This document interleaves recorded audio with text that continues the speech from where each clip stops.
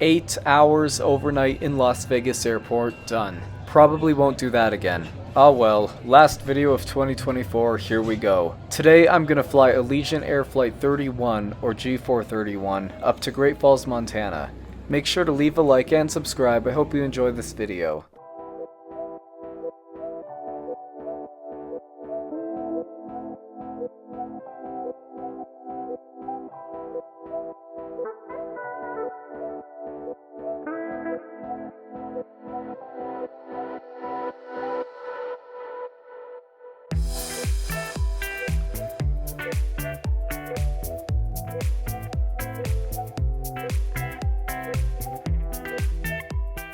After spending the night here at Las Vegas Reid Airport, you should go check out that video by the way, I grabbed some breakfast at the Shake Shack. My flight to Great Falls would be out of gate A23 today. This is my first time doing this route, however, you may remember I did a similar one with Southwest earlier this year. Unattended baggage reported immediately using any white courtesy telephone within the airport terminal.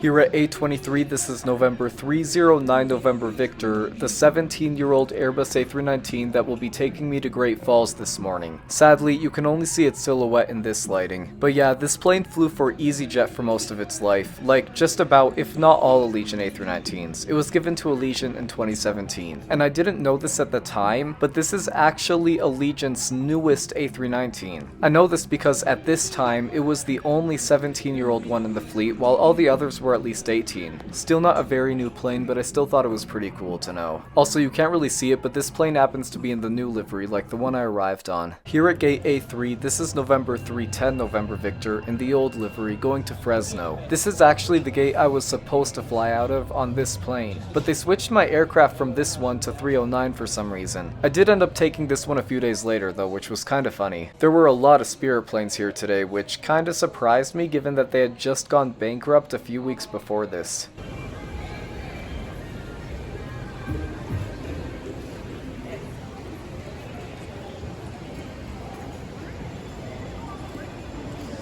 Here at A19, we got another old livery A319, 307 November Victor. I don't know what was up, but this flight, no joke, got delayed 19 hours and didn't depart until a day later. What I do know is that I was supposed to be on this plane on my flight into this airport yesterday, but it got stuck at another airport, so they had to change that plane. I wonder if it's just been having mechanical problems.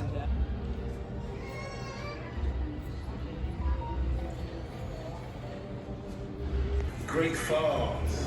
We're going to begin our boarding process here in just a few minutes. When we start this boarding process, we'll first start with our pre-board passengers. Pre-boarders are those that need an extra time.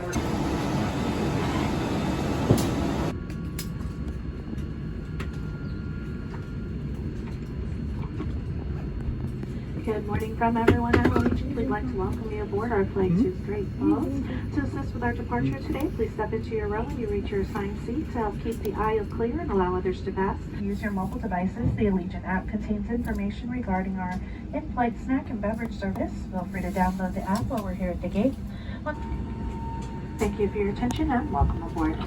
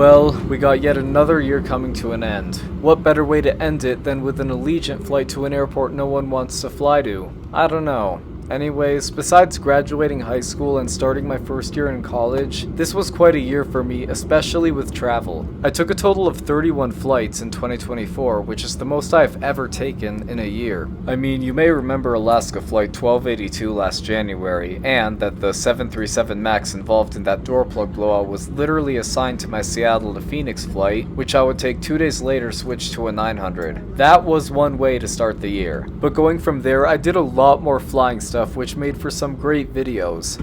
Tried some new aircraft like the Airbus A350 and the Embraer 190-E2, took the first trans-Pacific flight of my life, which also happened to be my longest, flew United's next interior, flew for the second time on an airframe that I took the year before, and I finally reviewed the very airline that sparked my love for aviation on their flagship aircraft. And speaking of which, I just last week uploaded the video on my 100th flight since the year I became an aviation fan. As a matter of fact, I flew so much this year that I still have a large backlog of trip reports which I haven't even started editing yet. For example, we got some more Southwest, Delta, and Allegiant that you'll be seeing in the near future. There's my Dreamliner flight out of Rarotonga that I still need to get edited, and I also got a chance to fly on one of Alaska's classic non-ER 737-900s, easily spotted with their eyebrowed cockpit windows. And because I'll be starting my second semester of college in a few weeks, I'll try to get as many of those done as possible before that, and upload them gradually in these next few months, just to maintain as much activity as possible on this channel. And even then, I'll be adding quite a few more flights to my backlog only from this coming January. So even though I won't be as active as I used to be before college, boy will I not be running out of footage anytime soon, so there's a silver lining to that. Cheers to 2025.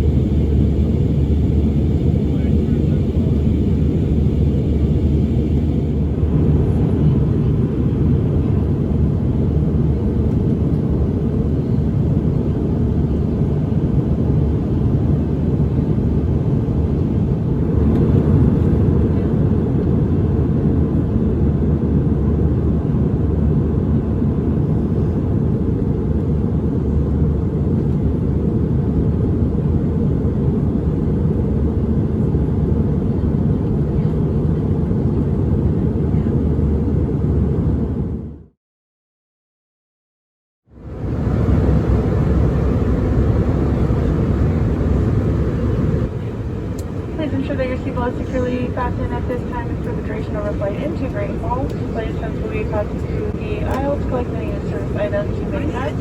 We will be landing shortly.